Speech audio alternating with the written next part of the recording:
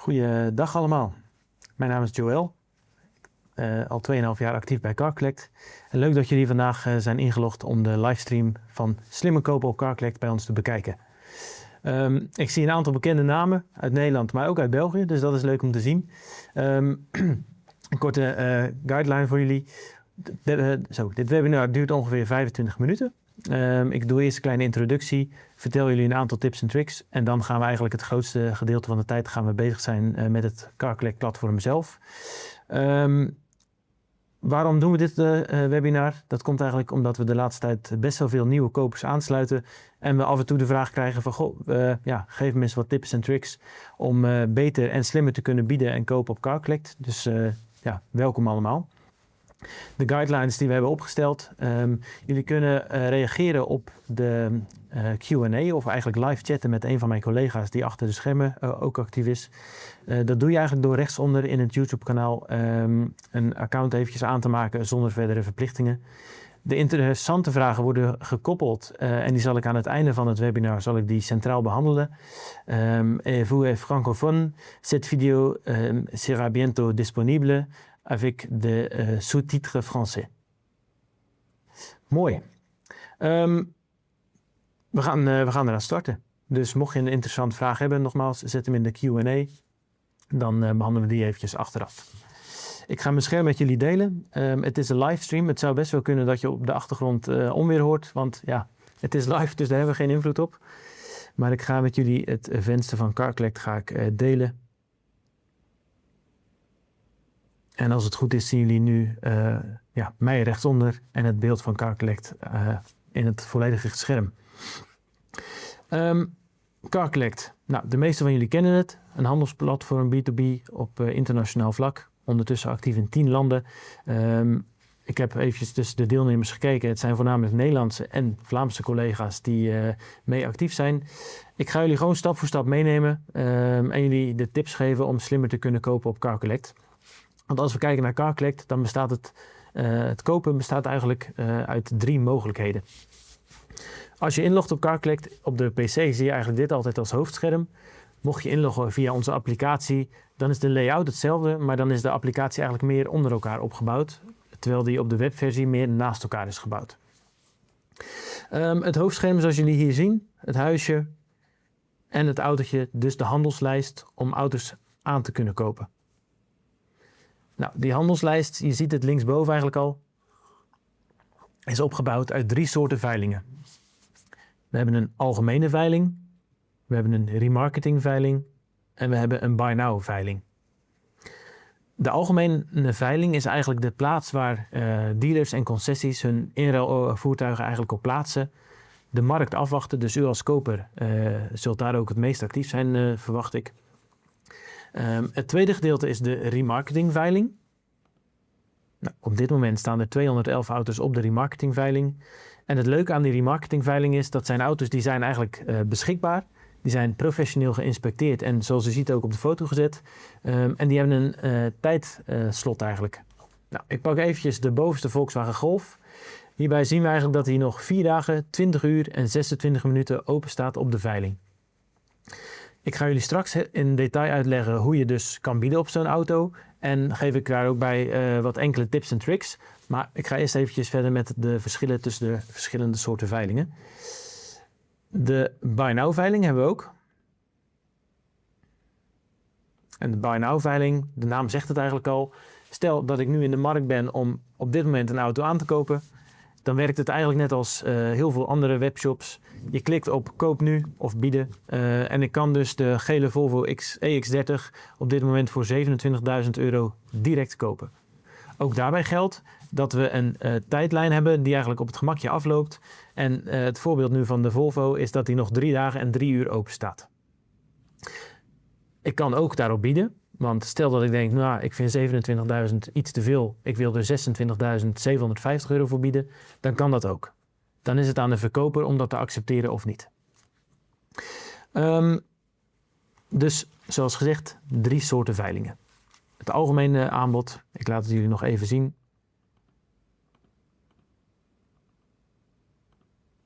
waar dus voornamelijk merkdealers, een enkele universele partij ook hun inruilvoertuigen op aanbiedt. Breng mij bij het volgende punt. Onze digitale workflow. Digitale workflow, wat willen we daarmee zeggen? Nou, deze webinar is voornamelijk bedoeld voor kopers. Dus ik richt me voornamelijk eventjes ook op de kopers. Dat op het moment dat we gaan een scenario schetsen. Ik ben een Opel-liefhebber, fictief. Maar dat is wel makkelijk om uit te leggen. Ik ga eventjes doen alsof ik echt een Opel-specialist ben. En ik heb even de pet op als opkoper, net als u. Dan kan ik eigenlijk gaan bieden of gaan zoeken naar die auto's. Nou, voordat we echt helemaal de zoektermen en de tips daaromtrent gaan geven, ga ik jullie eerst meenemen met die digitale workflow. Maar op het moment dus dat ik een Opel zoek, ik ga even de eerste Opel zoeken. Even zien. Opel. Opel, kijk. Nou, de beste Opel nemen we even als voorbeeld. Die Opel die staat nu op status bieden. Dus hij wordt aangeboden als mij, of voor mij zeg maar als opkoper. Nogmaals, het bieden ga ik straks uitleggen, maar ik kan dus nu een bieding plaatsen op zo'n Opel. Vervolgens kan ik de auto overnemen en krijg ik daar mails van. Ook de notificaties en de mails ga ik straks verder uitleggen.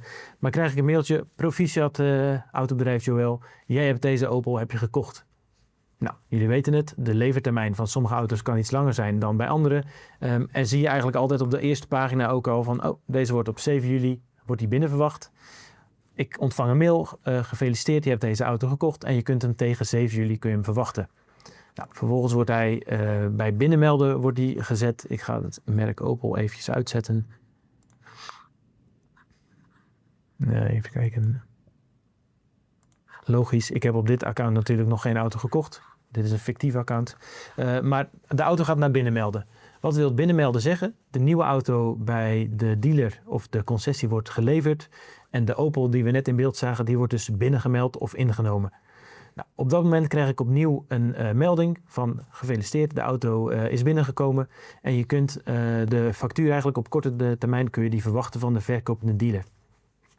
Wat een heel belangrijke mededeling is, en wij ook verschillend zijn ten opzichte van andere platformen, is dat de betaling op voorhand dient te gebeuren. Dus je krijgt een mail van, goh, hij komt dan en dan binnen. Vervolgens krijg je een mail, de factuur zit in je CarCollect account en voor de Vlaamse kijkers ook in je Peppelbox. En op het moment dat ik die factuur heb, dan betaal ik hem en dan wordt het ophaaladres bekendgemaakt. Stel dat er toch een extra kras op die auto zit of er blijkt toch een of ander mankement aan te zijn die niet goed stond omschreven of die is ontstaan in de tussentijd dat de klant hem inleverde, dan regel ik dat altijd achteraf. Goed. Dus bij binnenmelden wordt hij binnengemeld, afhandeling, dat is eigenlijk een aantal stapjes waardoor die heen gaat. En dan zie ik van hij is binnengemeld, hij staat op factureren, ik heb hem betaald, dan geef ik dat ook aan. En dan gaat hij naar een gesloten dossier toe. Nou, bij gesloten dossiers vind je dus, zoals het logisch is, maar vind je dus alle auto's die je hebt aangekocht, vind je daarin terug. Die vind je ook hier bovenin, rechtsboven. Als ik dan één stapje terug ga, dus ik heb hem betaald en de dealer heeft dat ook bevestigd, dan kan ik ervoor kiezen om de auto of zelf op te gaan halen, of ik kan via CarCollect ook een transporteur kan ik erom sturen. Nogmaals, straks in het biedproces ga ik het jullie uitleggen voordat je een bieding doet, zodat je al rekening kunt houden met de hoogte van je bieding. Oké. Ik ga even terug naar de handelslijst. Ik zet de pet eventjes op als Opel-specialist. En we gaan gewoon linksboven beginnen. Dan neem ik jullie mee. Ik ben zelf op zoek naar auto's die redelijk snel beschikbaar zijn. En ik wil ook auto's bij dealers wil ik graag vinden. Ik zoek, in dit voorbeeld zoek ik eventjes in Nederland. En ik ben op zoek naar Opels. Oh, excuseer. Naar Opels. Ik ben op zoek naar jonge Opels, want ik ben een specialist. En ik zoek eigenlijk Opels vanaf 2020. Met niet meer dan 60.000 kilometer. Het liefst zoek ik benzine, elektrische voertuigen en hybride benzinevoertuigen.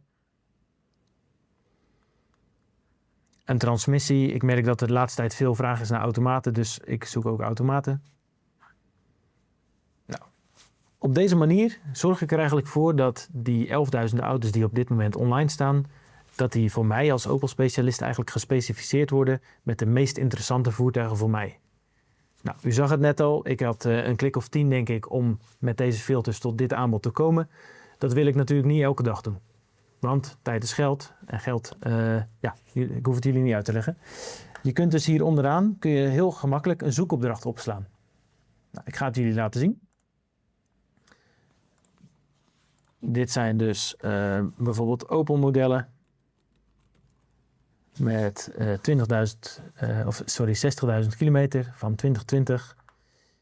Als je hier schakel e-mail meldingen aanzet, ontvang ik 1 keer per dag de nieuw opgevoerde voertuigen die behoren eigenlijk tot de filters die we net hebben ingesteld. Dus dat is eigenlijk al een manier om slimmer en sneller te kunnen gaan kopen en bieden op CarCollect. Die ga ik alvast aanzetten. Nou, stel dat er vanavond of morgenochtend een aantal nieuwe worden opgevoerd, krijg ik daar dus automatisch een mail van. Klik ik in de link en kom ik precies in dit overzicht uit.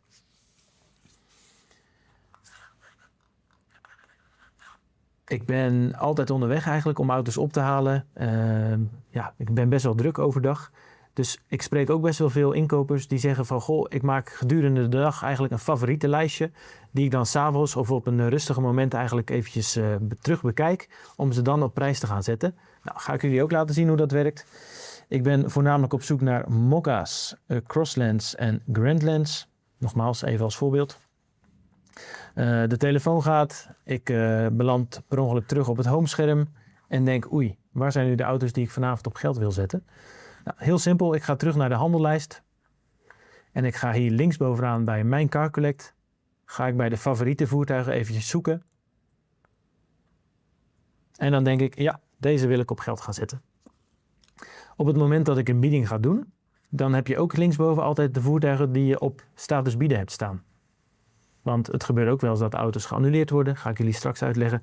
Nou, dat is logisch, dan gaan ze daar ook weg. En dan heb je eigenlijk altijd een overzicht met je werkkapitaal wat je beschikbaar hebt. Van oké, ik heb nu 5 auto's op geld gezet. Ik wacht heel eventjes met de 6e. Of misschien zie ik dat er al eentje is geannuleerd. Nou, dat stelt mij in staat om ook weer op de volgende mee te gaan bieden. Dit is een fictief account, dus ik kan geen biedingen plaatsen. Maar hij staat dus hier linksbovenaan. Goed. Nou, stel voor een Mokka Turbo GS-line. Dat klinkt goed voor mij. Dan ga ik in het dossier kijken. En dan heb ik hier eigenlijk in de titel het merk, het model, de motor, de uitvoering, het bouwjaar, de aantal pk's, de brandstof en de transmissie.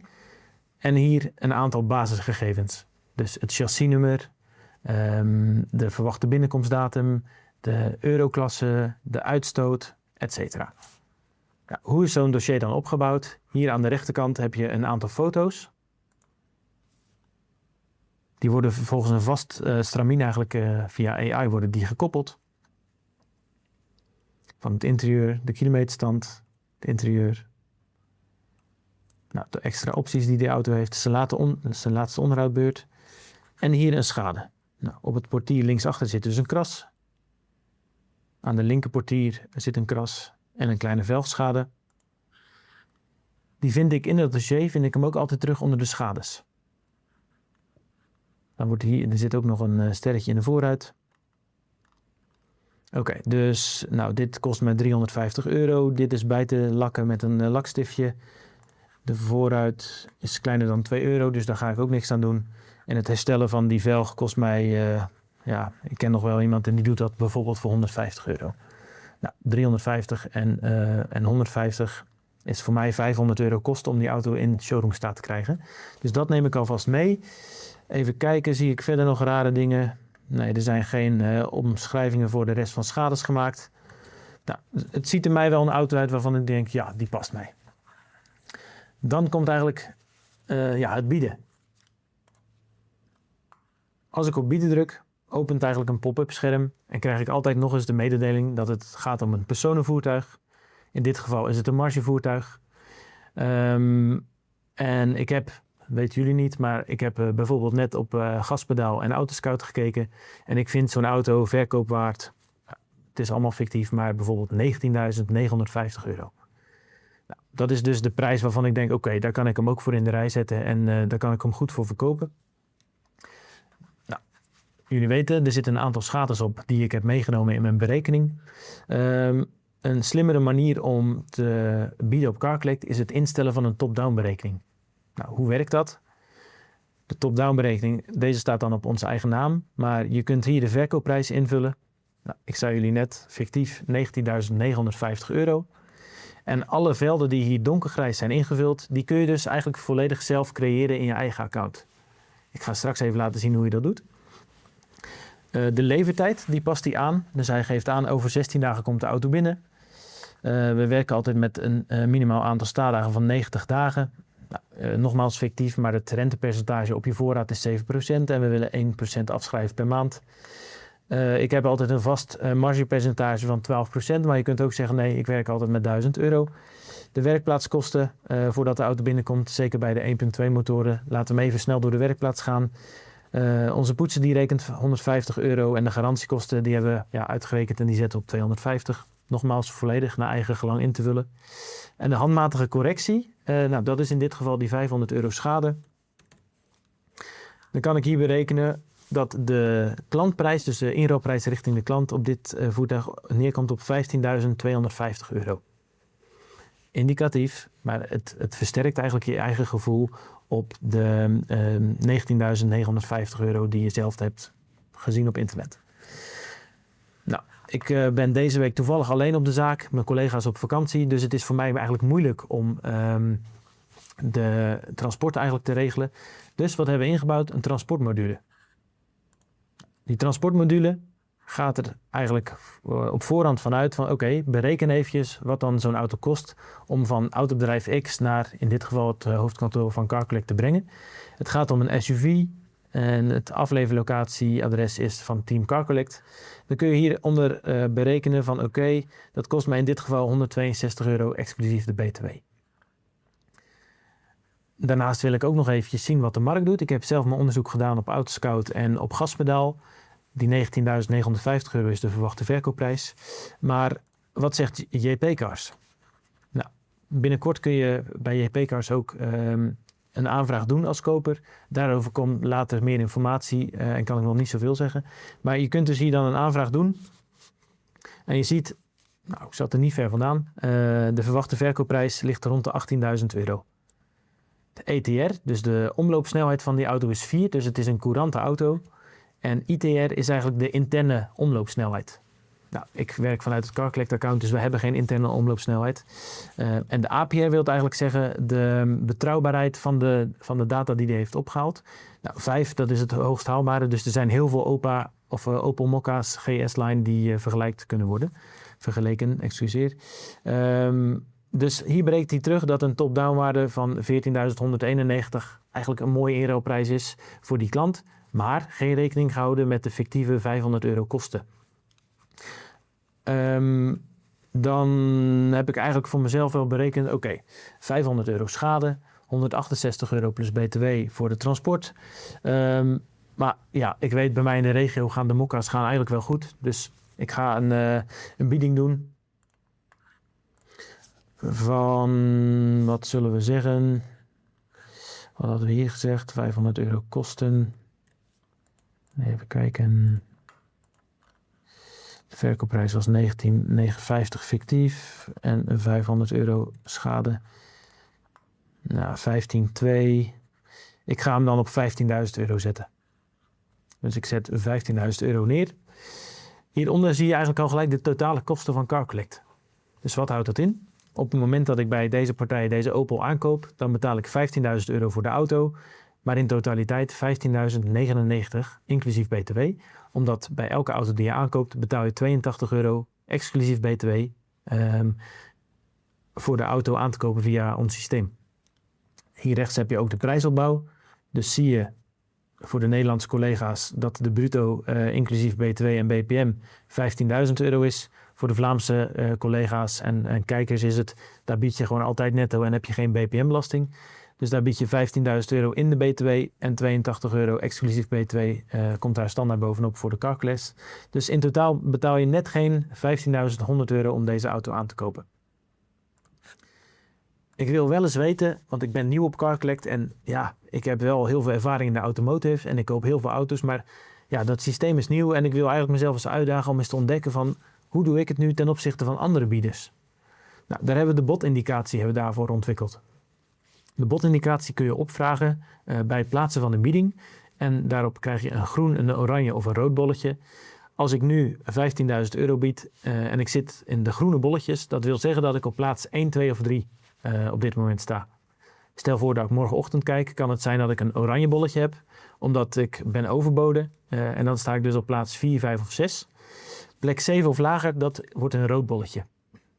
Nou, ik zei het jullie net al, nogmaals, jullie zullen het ook herkennen. Je hebt een bepaald werkkapitaal waarmee je kunt werken. In dit geval bij mij is dat nog een keer fictief, maar €100.000. Nou, zijn er 3 auto's met een rood bolletje onder mijn biedingen, dan weet ik dat ik eigenlijk verder kan shoppen.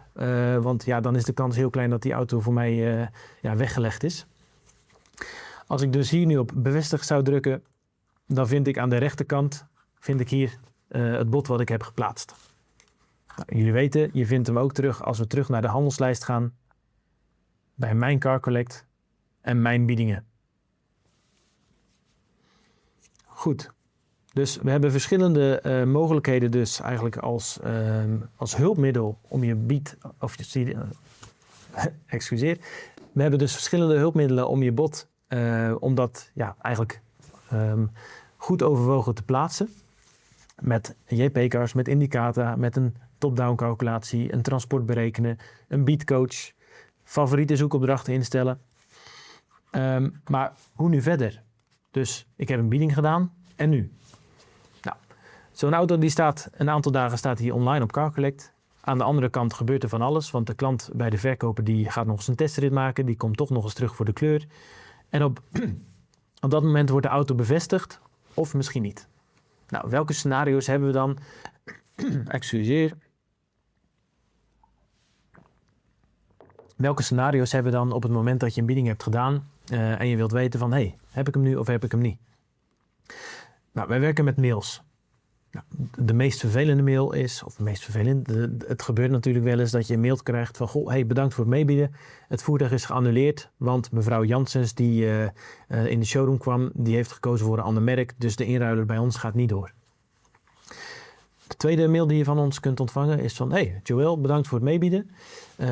Je was bieder nummer 2 of nummer 3 en je bod week tussen de 0 en €500 af ten opzichte van het hoogste bod. Daarvan weet ik wel van, de auto is wel ingeruild. De volgende keer ga ik op die Opel Mokka die we net zagen, ga ik misschien toch eens €500 meer bieden. Want ja, ik weet nog, de vorige keer kreeg ik daar een mail van. En ja, blijkbaar is dat toch meer de prijs die op CarCollect geboden wordt. Het leukste mailtje wat je natuurlijk kunt krijgen is, gefeliciteerd. Je hebt de auto aangekocht en hij wordt rond 7 juli wordt hij binnen verwacht. Maar ja, en dan? Want dan weet je dat je de auto koopt. Maar hoe gaan we dan verder? Nou, ik heb het jullie net al eigenlijk kort verteld. Maar auto's die je hebt aangekocht, daar krijg je een notificatie van ons van. En die gaan naar de status binnenmelden. Want tussen vandaag en 7 juli, daar zit een tussentijd van de levering van de nieuwe auto in. Dus hij is nog niet binnen, logisch. Op het moment dat die binnen is, of binnenkomt, dan geeft de verkoper of afleveraar geeft dat aan. De auto wordt binnengemeld. Dat kan ik live eigenlijk dat volgen. En bij het binnenmelden geschiet eigenlijk direct een facturatieverzoek naar de administratieafdeling van het verkopende bedrijf. En wordt de factuur dus opgeladen in CarCollect. Ook daar krijg ik opnieuw een mail van. Beste Joël, je hebt de Opel Mokka gekocht. Bij Autobedrijf X zie je het dossier in CarCollect en haal daar je factuur op. Voor de Belgische kijkers ook krijg je natuurlijk je factuur rechtstreeks via Peppol, maar kun je je factuur ook vinden in CarCollect. Nou, vervolgens geef je dus via de blauwe magic knop, zoals wij het noemen, geef je aan dat je het voertuig hebt betaald. Dan krijgt de administratie daar opnieuw een melding van. Controleren ze de betaling en gaat die door en wordt het afhaaladres ook bekendgemaakt. Op dat moment kun je dus een afspraak gaan inplannen of met jezelf of met een transporteur om de auto te gaan ophalen bij het verkomende autobedrijf. Ik zei het net ook al, dat is dus wel echt een belangrijke, dat je op voorhand de auto betaalt. En mocht er een reclamatie zijn, dan ken ik alle verkopers in België zeker. Die zijn echt wel bereidwillig om met je te kijken naar een oplossing. Maar het is niet de bedoeling dat je eerst gaat kijken, dan gaat negociëren of onderhandelen en dan de auto of laat staan of iets. Nee, we leiden alle verkopers heel goed op door goede taxaties en expertises te maken. Om daardoor het voor u als koper eigenlijk makkelijker te maken en een stukje vertrouwen ook te genereren. Dat je dus met vertrouwen een bieding kunt plaatsen. Vervolgens is die dus gefactureerd, daar had ik het net over. En gaat hij naar transporteren, kan ik de auto zelf ophalen of laat ik een transporteur de auto ophalen. Je kunt dus op voorhand kun je het berekenen, liet ik zien. En gaat hij daarna naar een gesloten dossier toe. Ik denk dat we nu de meest belangrijke... Ik ga heel even op mijn speakbriefje kijken, maar ik denk dat we nu de meeste dingen gehad hebben. De afhandeling hebben we besproken. Ik denk dat het een mooi moment is om eigenlijk te starten met de Q&A. Dus de vragen die binnen zijn gekomen. Ik heb zelf niet inzichtelijk welke het zijn, maar die komen zo binnen. Ga ik jullie vragen ga ik beantwoorden. Ik zie een vraag uit Vlaanderen. Hoe wordt het achteraf geregeld als er extra schade blijkt te zijn aan een voertuig? Een B2B-transactie is zonder garantie. Dat is een goede vraag. Dat kan gebeuren.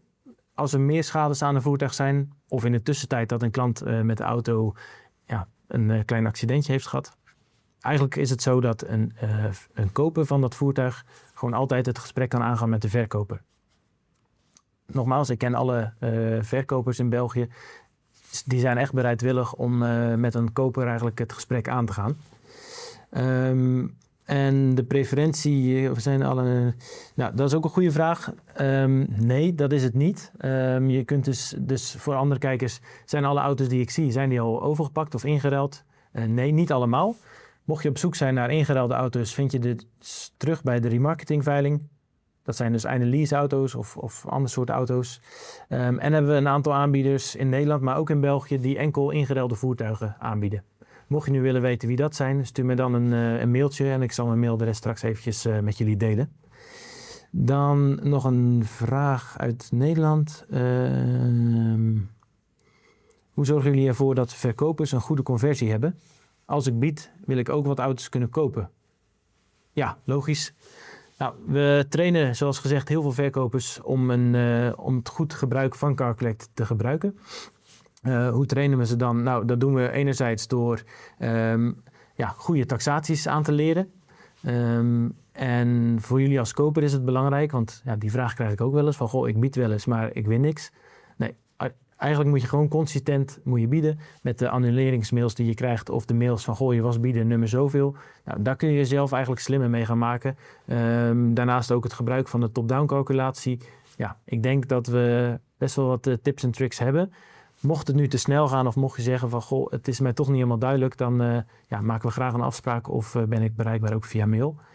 Een andere vraag is, zijn de auto's die ik op CarCollect zie al ingeruild? Die hebben we net gehad. Kan ik als handelaar direct bij iedereen meebieden of moet ik onder zijn van een dealer, zijn netwerk? Nou, bij het starten van CarCollect neemt elke concessie en dealer zijn eigen vaste handelspool mee. Want dat is nog steeds dat zijn de VIP-handelaren zou je kunnen zeggen. Alleen als externe handelaar kun je dus eigenlijk ook toegang krijgen tot die auto's. Hoor ik ook vaak als ik onderweg ben van, goh, echt fijn dat systeem CarCollect. Want ik heb al een aantal jaar geprobeerd om bij autobedrijf X auto's mee te kunnen kopen. Maar dan werd ik altijd een klein beetje afgehouden. Alleen door de transparantie van het systeem CarCollect heb ik nu wel de mogelijkheid om auto's bij jullie aan te kopen. Nou, en die bouwen dan een relatie op en dan ontstaan er hele mooie dingen. Dus dat is wel heel leuk om te zien. Dan zijn we door de vragen heen. Ik denk dat we een mooie... Even kijken, komt er nog eentje binnen? We hebben wat als een bevestigde wagen als koper niet doorgaat of niet wordt ingeleverd? Nou, Dat is afhankelijk van de situatie. Deels is dat overmacht. Stel dat de verkoper denkt van, goh, we nemen hem in. En eigenlijk is het toch nog wel een mooi voertuig om zelf te verkopen. Ja, dan is het dan nu, als koper heb je dan, er zijn allerlei spelregels voor. Maar stel dat een auto per totaal wordt gereden of geaccidenteerd raakt. Ja, dan is dat overmacht. En zoals alles in het leven heeft dat dan met communicatie te maken. Dus als de verkopende partij jou als koper belt en je informeert en eerlijk is daarover, zou ik dat als koper heel fijn vinden. En zou ik denken van, goh, dan ga ik de volgende keer weer meebieden. Mooi. Ik vind het heel leuk dat jullie hebben gekeken naar dit webinar. Mocht je nu toch nog vragen hebben, kun je mij mailen op joel.mulder@carcollect.com. En dan zie ik jullie graag snel.